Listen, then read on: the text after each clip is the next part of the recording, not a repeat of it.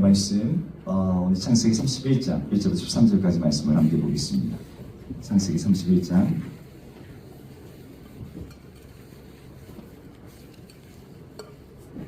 1절부터 13절까지 말씀 함께 보겠습니다. 자, 오늘 수련의 오프닝 말씀인데요. 같이 교독해서 읽도록 하겠습니다. 야곱이 라반의 아들들이 하는 말을 들은즉 야곱이 우리 아버지의 소유를 다 빼앗고 우리 아버지의 소유로 말미암아 이 모든 재물을 모았다 하는지라.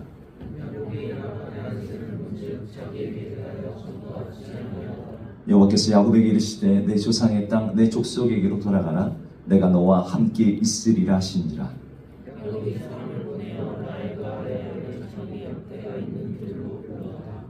그들에게 이르되 내가 그대들의 아버지 안색을 본즉 내게 대하여 전과 같지 아니하도다.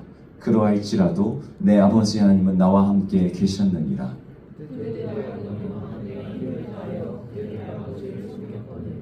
그대들의 아버지가 나를 속여 품삯을 10번이나 변경하였느니라. 그러나 하나님이 그를 막으사 나를 해치지 못하게 하셨으며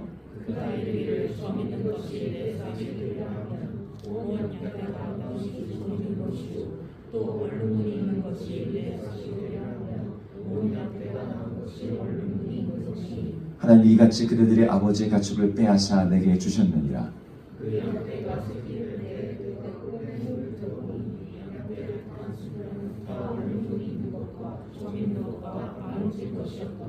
꿈에 하나님의 사자가 내게 말씀하시기를 야곱아 하시기로 내가 대답하기를 여기 있나이다 하며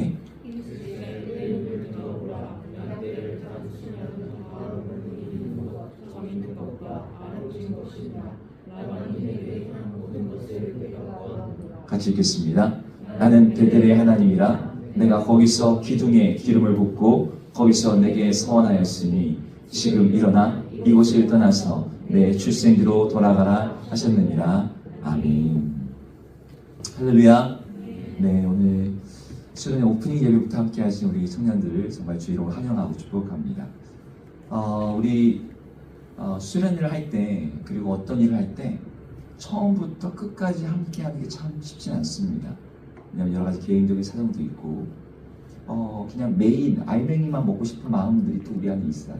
그래서 미 시작부터 가면은 뭐 준비도 해야 되고 저기 세팅도 해야 되고 뭐 이런 마음도 있는데 우리 하나님께서 우리들의 그런 것들을 아시는 것 같아요. 예배 드릴 때 보면 항상 한 설교할 때쯤 들어오시는 분들이 있어요. 그래도 예배는 드린 거죠. 어떤 친구들은 설교 끝나고 축도할 때 들어온 친구들도 있더라고요. 네. 설교 들으면 됐지, 말씀 들으면 됐지. 뭐 앞에 뭐 구구절절 뭐 찬양이니 기도 순서니 이런 것들 뭐 메인 아니잖아 이렇게 생각하는 거죠.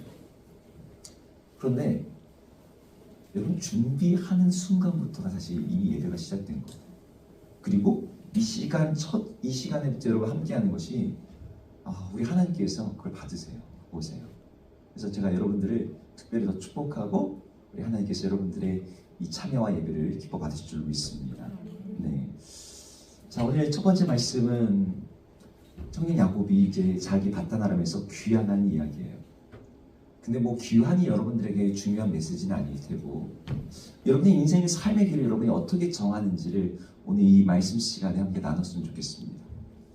여러분 인생의 갈림길에서 여러분들은 무엇으로 여러분의 방향을 삶의 진로를 정하고 있습니까?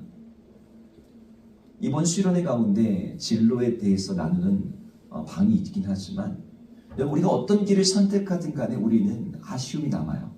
내가 가지 못한 길에 대한 어떤 그 미련이 남기도 하고요. 내가 실수하고 놓친 것들도 있기 마련입니다. 혹은 잘못된 선택으로 인해서 우리의 삶을 한참 뒤돌아가야 되기도 하고 너무 많은 시간을, 많은 인생의 에너지와 관계들을 허비하기도 합니다. 사실 그게 인생이죠. 우리 인생은 효율적이지 않아요. 우리 인생에 지름길이 없습니다. 그냥 주어진 길을 걸어가는 거예요. 다만 우리에게 주어진 이 인생길에서 그 인생길을 방황하고 방랑하느냐 아니면 그것이 여행이냐라고 하는 차이점이 발생합니다. 무엇이 여행이고 무엇이 방랑일까요? 목적지가 있느냐. 우리 인생에 분명한 목적지가 있느냐 없느냐에 따라서 어떤 삶은 매우 효율적으로 보이고 매우 빠른 것처럼 보이지만 방랑인데 반해. 어떤 사람들은 조금 길을 잃고 조금 돌아가는 것처럼 보여도 그 사람은 여행이 되는 거죠. 여러분 인생에 방향이 있습니까? 승현? 우리 승현 이제 인생에 목적지가 분명하게 있습니까? 내 인생이 이러한 삶이 되었으면 좋겠다라고 하는 여러분 삶의 그림이 있습니까? 많은 친구들에게 그게 되게 힘이에요. 그냥 주어진 대로 사람들이 살아갑니다. 주어진 대로 그려진 게 내 인생이 이런 거였어 라고 뒤돌아볼 때만 그게 가능하다고 생각해요. 근데 그렇지 않아요. 하나님 우리 인생에 분명한 목적지와 방향을 알고 계시고 그것을 우리에게 보여주시기를 기뻐하세요. 모든 중간에 루트와 순서와 과정을 다 말씀해 주지는 않으시죠. 하지만 그 목적지를 우리에게 말씀해 주심으로 우리의 인생을 하나님이 함께 동행하기를 원해요. 목적지가 없으면 길을 알아도 스트레이트로 쭉 걸어가도 갈 곳이 없기에 어디를 가도 동서남북 한가운데 있는 것 같은 그러한 외로움과 고립감 속에 머물게 됩니다. 야곱은 어땠을까요? 야곱은 자기가 가야 될 길을 알았습니다. 자기가 돌아갈 곳이 있었어요. 자기 아버지 이삭이 있는 곳일 뿐만 아니라 하나님이 나에게 주시겠다고 약속하신 땅이었어요. 그리고 하나님이 그곳에서 너를 복이 되게 하겠다라고 하신 곳 바로 가나안 땅이었습니다. 근데 지금 야곱은 어때요? 계속 밧단 아람에 머물러 있는 거예요. 아내를 얻는 데만 14년이라는 시간을 보냈습니다. 여러분 아내를 얻는 데만 14년이 걸렸으니 자기 집을 세우는 데는 얼마나 더 많은 시간이 걸리겠습니까? 여러분 결혼 준비만 14년이 걸렸어. 네. 그 다음에 뭔가를 이루기에는 너무 인생이 길고 고단해 보이는 거죠. 삶의 진전이 너무너무 안 돼. 삶의 진보가 없고 삶이 정체되어 있어. 여러분 이런 순간에 여러분 어떻게 할까요? 야곱은 어떻게 했을까요? 오늘 이야기가 바로 그 얘기예요. 야곱이 자기 삼촌 라반의 집에서 머물러 있는데 자기 삼촌의 아들, 그러니까 라반의 아들이니까 친족 관계가 어떤 관계일까요? 네. 사촌지간이고 자기 아내의 오빠들이니까 처남이 되겠죠. 그럼 처남하고 사이가 좋을지 나쁠지는 어찌 모르겠지만 이 라반의 아들들이 하는 소리가 들렸습니다. 그 소리가 뭐였냐면 야곱이 우리 아버지의 소유를 다 빼앗는다. 아버지의 소유로 말미암아 이 모든 재물을 야곱이 모았다 라는 소리가 야곱의 귀에 들려왔습니다. 야곱을 험담하는 거였어요. 야곱의 수고를 폄하하고 야곱을 도둑놈 취급을 하고 있었어요. 여러분 그게 야곱의 귀에 들릴 정도로 공공연하게 적대감을 표출하고 있었습니다. 이 말에서 짐작할 수 있듯이 하나님이 야곱에게 특별한 은혜를 주셨습니다. 결혼하는 데만 14년이 걸렸는데 이제 밧단 아람에서 가나안 땅으로 돌아가는 시점이 몇 살이냐면 20년이 지났을 때예요. 그러니까 겨우 6년의 시간 동안 야곱에게 어마어마한 부를 일구게 하셨어요. 14년 동안 무료 봉사를 했는데 나머지 6년 동안 많은 가축들과 노비와 많은 돈을 그가 얻게 된 거죠. 그래서 야곱이 큰 부자가 된 거예요. 근데 큰 부자가 되었을 때 자신의 장인이자 삼촌인 라반의 안색이 싹 바뀌었습니다. 안색이 바뀌었어요. 라반의 간이 안 좋아져서 안색이 바뀌었을까요? 무슨 뜻이에요? 더 이상 야곱을 보면서 싱글벙금 이런 얼굴이 아닌 거죠. 14년 그 자기 딸들이 이렇게 할 때까지만 해도요. 라반이 우리 야곱 복댕이 이렇게 취급을 했을 거예요. 아니 야곱이 온 다음에 야곱이 양을 치고 난 다음에 양이 몇 배씩 늘어나는 거야. 그 복덩이야 복덩이. 황금알을 낳는 거위가 따로 없는 거지. 게다가 그렇게 일을 하는데 가져가는 게 있어 없어? 없어. 어차피 시집보내 두 딸. 걔네로 그냥 이 다 봉사하는 거지. 그런데 이제 야곱이 이제 14년 다 봉사 끝내고 나서 그 야곱한테 뭘 줘야 되잖아요. 뭐 가져갈래? 했더니 야곱이 내가 월급 얼마큼 줄까? 필요 없습니다. 그냥 그 양들 중에 새끼를 낳는데 혹시 그렇게 아롱진이가 나든지 점박이가 나든지 검은색 양이 나면 그 양을 주십시오. 근데 이 라반이 알거든요. 그런 양은 100마리 중에 30마리도 안 돼요. 라반이 무슨 짓을 하냐면 그것도 아롱진 양하고 흰 양하고 이렇게 교미를 했을 때 그 아롱진 양이 태어날 확률이 3분의 1입니다. 네. 그런데 이런 양들을 싹 다 빼가지고 3일 거리에다 갖다 놓은 거예요. 그럼 흰 양들만 딱 주면서 그래 그렇게 태어나는 양들이니까 가져. 흰 양과 흰 양 사이에서는 그런 양이 안 나와요. 그때만 해도 라반이 이런 바보 그래 네가 복댕이구나 복댕이 이런 마음을 가졌을 거예요. 그런데 그렇게 흰 양만 있는 그 자리에서 태어나는 양들이 다 아롱진 양, 검은 양, 점박이 양들이고 그렇게 양들이 그래서 그런 양들은 야곱이 내 거라고 얘기했으니까 뭐라고 말도 못하겠어. 태어난 양이 다 그런 양이야.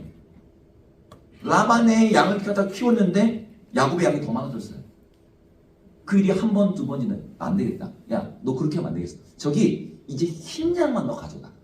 근데 또 이제 태어난 양이 다 흰 양이네. 뭐 이런 식으로 해서 계속 일이 일어나는 거예요. 이거는 하나님이 개입하셨다라고밖에 말할 수 없는 일이 야곱에게 일어났어요. 라반이 이 과정에서 10번이나 품삯을 바꿨다고 말합니다. 그런데도 모든 양들이 다 야곱의 것이었어요. 라반의 입장에서 어땠을까? 야곱은 더 이상 복댕이가 아니에요. 황금알을 낳는 거위가 아니었어요. 야곱은 어떤 거예요? 안에서부터 나의 모든 것을 빼앗아가는 종벌레 같은 그렇게 여겨졌어요. 더 이상 라반은 야곱에게 친절하지 않았습니다. 야곱이 그걸 금세 눈치채는 거죠. 여러분 나중에 알겠지만 야곱은 어떤 사람이냐면 안색을 그러니까 눈치가 되게 빠른 사람이에요. 약국강에서 하나님께 씨름할 때도요. 그 어둠 속에서도 내가 하나님의 얼굴을 보았다. 그리고 에서의 얼굴을 볼 때도 내가 당신의 형의 얼굴을 보니까 하나님의 얼굴을 보는 것 같아요. 뭐 이런 식의 얼굴을 본다는 표현들이 되게 많이 나거든요. 야곱 이야기에. 근데 야곱이 라반의 얼굴을 보았다. 언어에 그렇게 돼 있어요. 라반의 얼굴빛을 보았다. 근데 그 얼굴빛이 어땠냐? 예전과 같지 않은 거죠. 자기를 향해 싸늘할 뿐만 아니라 적대적이고 자기를 막 아주 도둑놈처럼 보는 거예요. 이때 하나님의 음성이 들려왔습니다. 그 음성이 무엇이냐면 내 조상의 땅, 내 족속에게로 돌아와 내가 너와 함께 있으리라고 3절에 나오는 말씀이었어요. 여러분 이게 오늘 설교의 핵심입니다. 야곱이 자신의 인생 길을 결정하고 자신의 삶의 방향을 잡았던 핵심적인 사건이 무엇이냐면 하나님의 음성이 그에게 들려왔다는 거예요. 이전까지 야곱은요 하나님의 음성을 따라 움직이는 사람이 아니었어요. 자기 욕망과 자기의 지혜와 자기의 꾀를 가지고 혹은 부모님 아버지 이삭과 아니면 어머니 리브가의 제안에 따라서 움직였습니다. 리브가 말하기를 너 아내 얻어야 돼. 너 지금 형 에서의 분노를 피해야 돼. 그러니 너 삼촌 임대로 가. 그래서 움직였던 사람이에요. 야곱의 인생의 방향을 자기가 정하든지 주변 환경이 정하든지 했단 말이죠. 그런데 오늘 이 순간에서부터 야곱은 자신의 인생의 방향성을 하나님의 음성을 따라서 움직이기 시작합니다. 뒤에 이야기도 마찬가지고 베들로 올라가는 이야기도 마찬가지고 애굽으로 내려가는 이야기도 마찬가지입니다. 그때마다 하나님의 음성이 들려와요. 야곱아 너 베들로 올라가. 야곱아 애굽에 내려가기를 두려워하지 마라. 여러분 인생에 이런 하나님의 음성이 있습니까? 여러분들이 하나님의 음성을 들으면서 움직여 나가냐는 거예요. 많은 사람들이 내 느낌, 내 감정, 내가 주변 상황들, 필요들, 나의 판단에 의해서 우리 인생의 방향과 또 타이밍들을 결정합니다. 그게 나쁘다는 게 아니에요. 우리가 가진 모든 것들을 동원해서 우리 인생의 방향에 대한 심사숙고가 필요하죠. 야곱은요 내가 고향에 돌아가야 된다는 걸 알고 있었어요. 그 필요성에 대해서 누구보다도 야곱이 알았죠. 라반의 안색이 예전과 같지 않았으니까요. 애초에 여기 온 이유가 뭐였어요? 아내를 구하기 위함이었는데 아내를 이미 구했어. 그리고 집에 금이 환영할 만한 넉넉한 부도 이제 갖추게 되었어. 떳떳하게 돌아갈 수 있어. 문제는 타이밍이에요. 언제 돌아가지? 지금 돌아가면 내가 무사히 돌아갈 수 있을까? 라반이 그냥 순순히 나를 놓아줄까? 형 에서의 마음은 풀렸을까? 이 수많은 가축들을 몰고 가야 되는데, 가는 여정에서 풀을 먹이고 물을 먹여야 되는데, 그 루트를 어떻게 짜고, 지금이 건기인지 우기인지 여러 가지 고민이 왜 없었겠어요? 수많은 변수들이 있었겠죠. 시기를 잘못 잡으면, 타이밍 잘못 잡으면 출발도 하기 전에 자기 주저앉힐 라반이 있고, 잘못 잡으면 가다가 자기가 도적을 만나든지 아니면 정말 사막에서 다 죽든지 뭐 이런 것들이 있잖아요. 자기가 지금까지 읽은 모든 것들이 모래성이 될 수도 있어. 근데 이 중요한 타이밍에 야곱으로 하여금 고향으로 돌아가게 한 결정적인 힘이 무엇이었냐면 하나님의 음성, 하나님의 말씀이었다는 거죠. 하나님의 음성과 말씀이 있으면요, 여러분 움직여 나갑니다. 그리고 그 일에 있어서 여러분 우리 안에 후회가 없어요. 하나님 말씀이 야곱을 이끌기 시작했어요.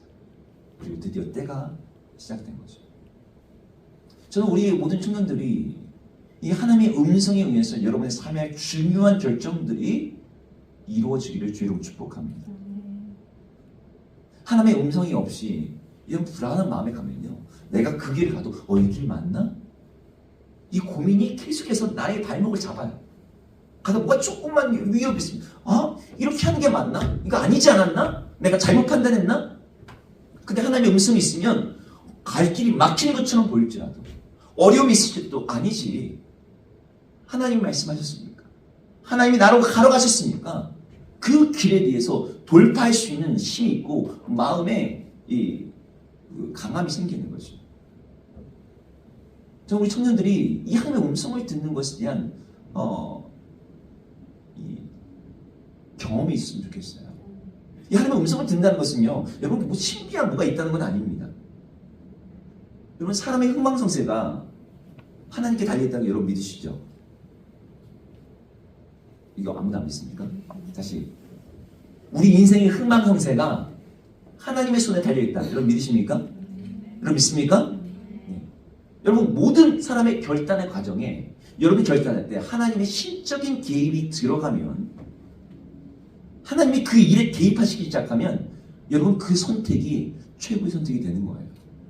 여러분 아브라함이 갈대아 땅을 떠나서 가나안 땅으로 가기로 결정할 때도, 모세가 애굽에서 가나안 땅으로 또 가기로 결정할 때에도 그 결단과 결정은요 자기 개인적인 게 아니었어요. 상황이 아니었어요. 뭐였어요? 하나님의 개입이 있었습니다. 하나님의 음성이 있었고 하나님의 감동이 있었어요. 그걸 따라갔더니 그들의 삶에 놀라운 일이 일어난 거죠. 여러분 하나님의 음성을 따라서 움직여 나가길 주로 축복합니다. 네. 근데 그렇게 음성을 들었던 야곱이 어떻게 합니까? 주저하지 않았습니다. 그때부터 곧장 일이 시작됩니다. 야곱이 자기가 있는 틀에다가 라헬과 레아를 딱 불러왔어요. 야곱에게는 하나님의 말씀이 있긴 했지만 이걸 일방적으로 독단적으로 지정하지 않습니다. 어떻게 해요? 자기 두 부인의 동의를 함께 얻고자 해요. 아내에게 얘기를 합니다. 지금 아버지 안색을 보니까, 장인의 안색을 보니까 예전과 같지 않아. 라반이 지금 나를 애벌레 보듯이 보고 있어. 존벌레 보듯이 보고 있어. 야곱이 두 아내한테 얘기합니다. 내가 그동안 어떻게 당신의 아버지를 섬겼는지 다른 사람들은 몰라도 당신들 알지? 내가 14년을 당신 두 사람을 얻기 위해서 무료로 봉사했어. 그리고 그 봉사할 때 내가 그 시간들을 수일처럼 며칠처럼 여겼어. 이 말은 문치예요. 그냥 띵가띵가 놀았다는 뜻입니까? 최상의 노동을 했다는 뜻이에요. 여러분 목자의 일이 굉장히 고된 노동입니다. 노숙이 일상이에요. 양들을 갖다가 먹일 풀을 찾아서 한번 나가면 몇 주에 있다가 돌아올 수도 있어요. 양들한테 물을 먹이기 위해서 우물로 다시 와야 되고, 밤에는 기온이 급강하고 낮에는 뜨거운 그 고온의 그 광야에서 이 양들을 갖다 지키고 먹여야 됩니다. 창세기 31장 40절에는 이렇게 말을 해요. 한번 인용 구절인데요. 같이 보겠습니다. 읽겠습니다. 시작. 내가 이와 같이 낮에는 더위와 밤에는 추위를 무릅쓰고 눈 붙일 겨를도 없이 지낸나이다. 이 말은 이중적인 의미가 있습니다. 첫 번째는 야곱의 노동 환경이 아주 극한적이었다. 낮에는 더위, 밤에는 추위, 눈 붙일 시간도 아주 가혹한 노동 환경이었다는 거죠. 라반이 야곱한테 일할 만한 여건을 안 만들어줬어요. 사람을 넉넉히 안 붙여줬어요. 그러니까 야곱 혼자서 다 해야 되는 거야. 튼튼한 양과 소는요 자기 아들들에게 맡겼다고 나옵니다. 그리고 붓이라고 막 이런 것들은 야곱한테 주는 거죠. 야 이거 잘 돌봐야 돼. 근데 양들 자체가 비실비실해. 그래가지고 얘가 죽으면 야 네 값을 네가 치러야지. 네가 잘못 키워서 그런 거 아니야. 이러면서 품삯도 박하고 이런저런 핑계로 주기도 미루고 이런 식의 라반이 야곱의 노동 환경을 만든 거예요. 그랬더니 이 딸들도 우리 아버지가 우리를 팔아먹었다 말할 정도인 거죠. 근데 이런 상황에서 야곱이 어떻게 행동합니까? 야곱이 성실했어요. 잠 한 번 제대로 잘 수 없는 환경에서 그걸 불평하지 않고 잠 한 번 제대로 자지 않으면서 열심히 일했습니다. 이게 야곱이 했던 거예요. 여러분 이런부터 이렇게 일하면 여러분 제대로 된 사장이라면 제대로 된 주인이라면 어떻게 대해줘야 맞습니까? 너 너무 수고하는구나. 알아주고 인정해주고 승진시켜주고 보너스 주고 이렇게 세상 인심인데 라반은 전혀 그러질 않아요. 야곱을 계속해서 속입니다. 10번이나 품삯을 속입니다. 야곱의 몫을 줄이려고. 품삯 속이는 이유가 뭐예요? 바꾸는 이유가 뭐예요? 야곱 더 주려고? 아니에요. 야곱의 것을 어떻게든 내가 더 가져가려고. 라반의 생각에는 야곱이 받는 저 양이 야 너무 많은데 너무 많이 가져가는데 야곱이 무슨 고생을 하는지 전혀 배려가 없어요. 야곱이 하는 최상의 그 노동에 대해서 항상 최하의 취급을 했던 거죠. 야곱이 아까 말했어요. 황금알을 낳는 그런 거위 같은 존재라고 라반에게는. 그런데 그 황금알을 낳는 거위가 스스로 날개짓을 하면서 멀리 떠나가는 일이 일어나면 안 되는 거지. 라반의 입장에서는. 야곱을 해치기 위해서 야곱의 노동 의욕을 야곱이 자기 집을 세우는 일을 야곱이 자기에게 떠나서 독립하는 그 일을 어떻게든 막기 위해서 라반은 자기가 할 수 있는 모든 일을 하는 거예요. 요즘으로 치면은 라반은 완전 갑, 야곱은 을, 갑질을 끊임없이 하는 상황에서 야곱이 일을 해야겠습니다. 근데 이렇게 일하는 상황에서 야곱이 어떻게 됩니까? 이런 환경에서 정말 처참한 우리가 노동자 현실 그런 것만 들어봤잖아요. 인생이 망가져야지 맞는데 하나님이 그 사이에 개입을 하셨어요. 오늘 이 12절 한번 읽어볼까요?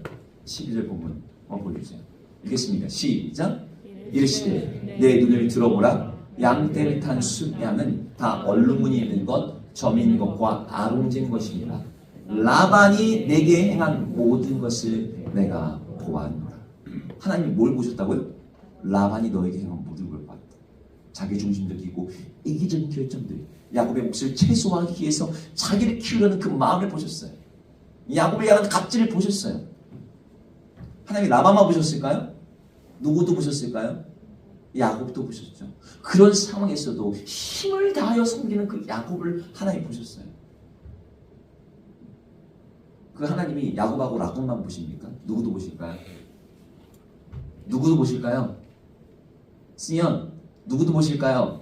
하나님이 나도 보세요. 여러분들 보세요. 여러분의 직장에서 여러분의 상사가 여러분에게 하는 갑질도 보고 여러분의 대학에서 공부하는 것도 다 보고 계시고 하나님이 여러분들이 어떻게 하는지를 보시면서 갚아주세요. 하나님이 직접 막으셔서 야곱을 해치지 못하게 하셨다고 오늘 성경에 나옵니다. 하나님이 직접 무슨 임금 협상 테이블에 개입하신 건 아니죠. 라반이 철저하게 자기에게 유리하게 진행을 하는데도 결과는 항상 야곱에게 좋은 쪽으로 일어나게 만들었어요. 이 라반의 가축을 빼앗아서 하나님이 야곱에게 주신다라고 말할 정도로. 오늘 꿈을 꾸는데 그건 개꿈일 수도 있잖아요. 근데 하나님 음성이 들린 거죠. 야, 지금 교미하고 있는 수양들이 다 어떤 양이야? 꿈속에서 보이는 양들은 그냥 겉으로 볼 때는 다 흰 양인데 하나님 보신 양들은 아롱지고 점이 있고 얼룩무늬 양들이에요. 그럼 그 새끼는 어떤 양이야? 그런 양들이 태어날 거야. 하나님이 그게 미리 말씀해 주시는 거예요. 그러니 야곱이 그걸 갖다가 선택하는 거죠. 라반은 얼씨구나. 이 야곱 바보구만. 그 조건 받아들였는데 그게 기적처럼 야곱에게 엄청난 수익률을 가져다 주는 거였어요. 오늘 말씀 마무리합시다. 하나님께서 그 야곱에게 이제 너가 떠나라 라고 했습니다. 왜 하나님이 지금 떠나라고 했을까요? 이제 돈 좀 모았으니까 떠나라? 야곱의 안색이 바뀌었으니까 떠나라? 하나님이 지켜주셨잖아요. 하나님 부자가 되게 하셨잖아요. 하나님 그것에서도 열심히 할 수 있게 하셨잖아요. 근데 그 이유가 13절 나옵니다. 13절 한번 볼게요. 13절 읽겠습니다. 시작. 나는 베델의 하나님이라 내가 거기서 기둥에 기름을 붓고 지금 일어나 이곳을 떠나서 내 출생지로 돌아가라 하셨느니라. 아멘. 하나님 자신이 어떤 하나님이라고 말하죠? 어떤 하나님이래요? 베델의 하나님. 그러니까 내가 베델에서 만난 그 하나님이라는 거예요. 야곱이 도망하고 있었고 야곱이 낯선 땅으로 이주하고 있었고 야곱 인생이 가장 외로웠던 그 밤에 만나고 내가 함께했던 그 하나님이에요. 근데 그 장소 이름이 뭐였어요? 루스였어요. 원래 이름이. 루스가 무슨 뜻인 줄 압니까? 루스가 무슨 뜻인지 알아요? 페어더미. 페어더미에 있는 돌 하나 주워다가 옛날에는 거기에 도시가 있었고 마을이 있었는데 무슨 이유인지 페어더미가 됐어. 전쟁이 있었는지 뭐 때문인지. 근데 거기 돌 하나 갖다 집었는데 거기에서 하나님이 함께 하시고 하나님의 집이 거기 세워졌죠. 하나님의 사다리가 나타났죠. 왜 거기에서 하나님 만나셨을까요? 야, 네가 볼 때 이 페어더미 같은 이곳에서 내가 나의 집을 세웠다. 지금 폐허같이 너 인생에 쫓겨가는 이런 상황에서도 내가 너의 집을 세울 거야. 나는 그 베델의 하나님이야. 야곱이 그곳에서 기름을 부으면서 하나님께 소원했죠. 하나님이 나의 하나님이 되실 겁니다. 하나님이 그걸 기억하게 상기하게 했어요. 야곱이 뭐 하나님께 대단한 거 들었습니까? 거기서 양을 잡았습니까? 소를 잡았습니까? 그냥 자기가 하고 있던 기름, 그것도 많지도 않았겠죠. 그냥 휴대용, 식용, 올리브유 같은 거 그거 좀 부었어요. 근데 하나님이 그걸 받으셨어요. 대단한 헌신, 대단한 서원이 아니었지만 하나님 그걸 기억하시면서 말씀하신 거죠. 야, 네가 20년 전에 했던 그 약속 나는 기억하고 있어. 라반은 지난 6년 동안 10번 넘게 바꿨지만 나는 그런 하나님이 아니야. 내가 너의 모든 것을 모았다. 네 인생의 방향은 더 많은 가축을 갖는 게 아니라 네 인생은 파탄하면서 영향력을 키우는 게 아니라 네가 소원했고 네가 기름을 부었고 네가 예배했던 그 베들로 돌아가는 것. 그래서 나와 함께 내가 너를 위해 가지고 있는 이 원대한 계획, 세상에 복이 되게 하는 그 계획, 그것을 나와 함께 이루는 것, 그것이 너의 삶의 목적이자 방향이다 라고 13절에서 말씀하고 계시는 거죠. 여러분 인생에서 여러분들이 정체되어 있을 때 우리 마음 되게 힘듭니다. 야곱의 마음이 그랬을 거예요. 내가 뭔가 잘 해보겠다는데 나를 방해하고 나를 갖다가 억압하고 나를 힘들게 하는 그런 상황들이 펼쳐질 때 우리가 굉장히 스트레스를 많이 받습니다. 여러분 교회도 그래요. 우리 공동체도 그래요. 막 성장하고 막 뭔가 막 이루어지고 그럴 때는요 힘이 나요. 그런데 정체되는 것 같고 머물러 있는 것 같고 그럴 때 우리 마음이 어려움이 찾아옵니다. 근데 바로 그럴 때 우리가 기억해야 될 게 있어요. 하나님께서 말씀하시고 사인하신 것을 기다리고 인내하면 하나님이 우리에게 최고의 타이밍에 우리의 삶을 가지고 계신 그 계획과 꿈을 우리 삶에 펼쳐가시면서 이끌어가십니다. 여러분 개인의 삶에서도 그 일이 일어나요. 여러분 직장에서 힘들다고 쉽게 이직하지 마세요. 여러분 대학 공부하는 것이 전망이 없어 보인다고 과 바꿀까? 이렇게 쉽게 생각하지 마세요. 그 시간에 하나님께 기도하시고 하나님의 개입하심을 구하세요. 하나님, 내가 어떻게 하길 원하십니까? 하나님, 제가 결혼해야 되는데 지금 계속 정체되어 있어요. 머물러 있어요. 인생의 다음 스텝으로 가야 되는데 내 인생이 계속 이 자리에 머물러 있는 것 같아요. 나 이러다가 혼자서 솔로로 죽을 것 같아요. 여러분 그런 마음이 혹시 들어도 여러분 조급하게 세상 사람들처럼 똑같은 선택하지 말고 하나님 앞에서 기다리세요. 하나님의 타이밍을 기다리세요.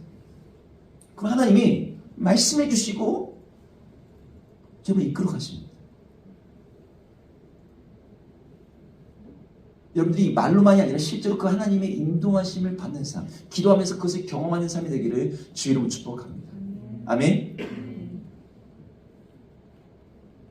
야곱의 이야기, 라미의 이야기도 들으면 안 되고 오늘 우리 사모님 기도하시던 것처럼 청년 여호수아가 이번 수련만큼 청년 야곱이 되어서 야곱이 인도함을 받던 그 인도함을 내가 받아야죠. 자, 오늘 이제 이 예배 마치고 점심을 먹고 이 수련의 장소로 갑니다. 수련의 장소 이름이 진색골 사랑의 집이에요. 근데 저희가 머문 숙소 이름이 뭐냐면 진색불 사랑의 집 안에 숙소가 6개가 있어요. 근데 그 중에 저희가 머무는 숙소 이름이 야곱의 집입니다. 숙소 이름이 야곱의 집이에요. 야곱의 집, 요셉의 집, 이삭의 집, 무슨 집들이 자기 잔뜩 있거든요. 이번 수련 주제를 정하는 것도 그 장소에서 사실 따왔어요. 근데 우리가 그곳에 가는 게 그냥 가는 게 아닙니다. 우리가 여러분들이 신청서 내가지고 계속 수련회니까 가야지 뭐 이러고 왔을지 모르겠지만 여기는 하나님 인도하심이 있어요. 사실 이번에 수련회 장소 정할 때 저희 안에 좀 임원들과 갈등이 있었습니다. 수련회 장소가 좋긴 한데 비싸요. 네. 우리 인원이 가기에는 좀 오바되는 부분이 그때도 좀 있었거든요. 근데 왜 굳이 거기를 잡았을까? 뭐 상황과 여러 가지 확률을 판단하긴 했지만 저는 하나님이 그곳에서 우리들을 만나기를 원하신다고 생각합니다. 하나님 여러분들을 그곳에서 만나기 위해서 준비하시고 예배하고 계시는 거죠. 여러분들 기름을 준비해 가세요. 그래서 하나님 밤중에 만나면 여러분 베개를 갖다가 딱 세우고 거기다 기름을 붓고 그러면 난리 나겠지. 수련회 장소에서 이 기름에 이 비대들을 다 기름을 떡치면 돼요. 제 말이 비유라는 거 알고 계시죠? 네. 그럼 거기서 정말 하나님 만나고 하나님께서 우리의 삶을 세워주신 것들을 경험하는 우리 모든 청년들에게 주로 축복합니다. 함께 기도할까요? 하나님, 오늘 이 예배를 시작으로 이곳에 계시고 우리의 삶을 인도하시고 우리와 함께 하시는 하나님을 우리가 참으로 진실로 만나기를 원합니다. 하나님, 이 첫 시간부터 주님 앞에서 우리 시간을 구별하여 떼어드린 우리 청년들 주님께서 축복하시사 이번 수련회 가운데 이곳에 있는 18명의 청년들이 그 누구보다도 더욱더 하나님을 깊이 만나고 하나님의 음성을 듣고 하나님께서 우리의 삶에 함께 하시며 우리를 인도하시며 우리의 인생을 우리의 삶을 세워주시는 하나님이심을 경험하는 우리 모든 청년들 되게 하여 주시옵소서. 이번 수련의 시작부터 마지막까지 하나님께서 선하게 이끄실 것을 소망하고 기대합니다. 우리 선하신 주님, 주님께서 함께 하시사 주님께서 이 모든 수련의 기간 우리를 이끄시는 그 손길들을 매일매일 경험하며 느끼며 주와 함께하는 이 귀한 수련을 되게 하여 주시옵소서. 이제는 우리 주 예수 그리스도의 은혜와 우리를 인도하시는 하나님의 선하신 인도하심과 우리와 동행하시는 성령님의 함께하심이 이 모든 수련회 가운데 주님을 의지하고 주와 함께하길 원하는 우리 모든 청년들 위해 이 수련회 모든 일정 위에 이제부터 영원토록 함께 있을지어다. 아멘.